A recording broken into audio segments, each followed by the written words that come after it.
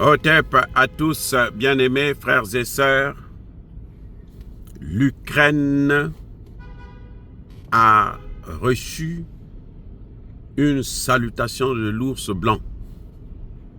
La Russie a envoyé pour la première fois un missile balistique intercontinental en Ukraine. Et l'Ukraine dit que, en fait, la Russie est en train d'essayer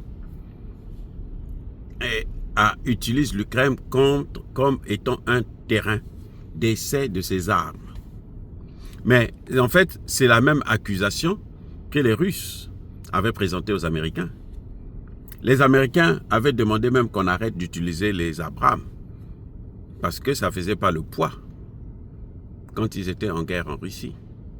Vous savez ça, non?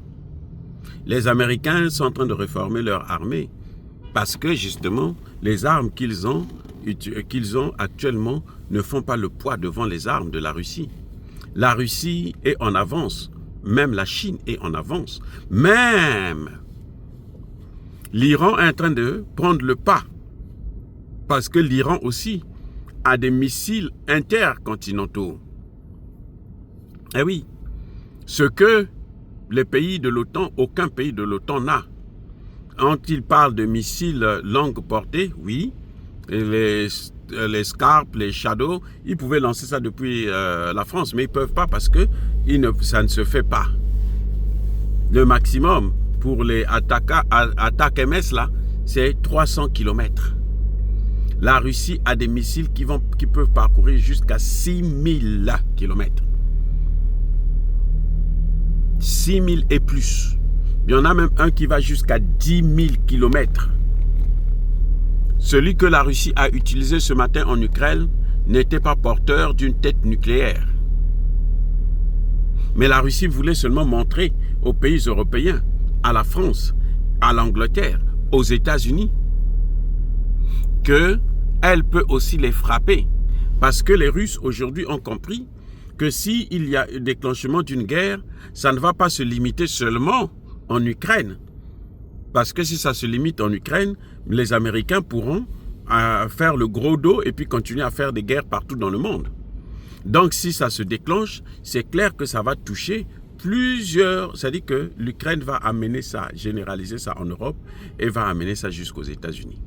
Voilà ce qui est en train de se passer actuellement. Voilà la grande difficulté que l'OTAN a. C'est qu'ils ne sont pas, d'abord, ils n'ont plus assez d'armes parce qu'ils ont pratiquement tout donné et tout ce qu'ils ont donné là, ils n'arrivent pas à reconstituer ça dans les meilleurs délais.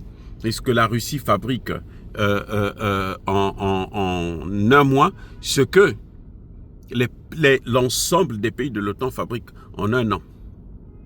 Ah oui, essentiellement.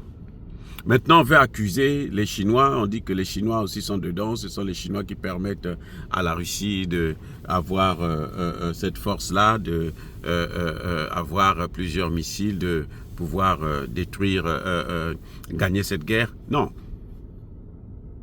Emmanuel Macron appelle Poutine à la raison, qu'il faut entendre la raison. Lui-même, il n'a jamais entendu raison. Il n'entend même pas raison en Afrique. Surtout en Afrique, c'est même pas la peine. En Afrique, mais Macron, il joue la pluie et le beau temps. C'est la belle vie là-bas, parce que là-bas, ce sont des morts gratuits. C'est-à-dire qu'on peut neutraliser des gens, on n'a même pas besoin de s'inquiéter parce que ces hommes-là, il n'y a personne qui va faire justice pour eux, qui va demander justice pour eux. Et d'ailleurs, si on essaie quand on essaie de porter plainte contre eux, cette plainte n'aboutit jamais. Le Mali a bien porté plainte contre la France au Conseil de sécurité parce que là-bas, il n'y a pas de prison. Mais c'est juste pour tirer les oreilles, pour dire à la France, arrête de faire ça. Mais les Français ont bloqué à ce que le Mali puisse avoir la possibilité de se justifier, de présenter les preuves de ces accusations. Mais j'ai l'espoir parce que les crimes contre l'humanité sont imprescriptibles. C'est-à-dire qu'aujourd'hui, ils peuvent se disculper, ils peuvent éviter d'être jugés, attaqués, mais avec le temps, puisque ces crimes sont imprescriptibles, le moment venu, puisque l'Afrique est en train de prendre de plus en plus ses responsabilités, puisque le Sud global est en train de monter en puissance, avec, notamment avec les BRICS, eh ben, ces pays vont demander maintenant que leurs droits puissent être respectés. C'est pour ça que vous avez vu que Joe Biden a boycotté le sommet du G20 qui se tenait à Rio de Janeiro parce que il voulait changer la donne.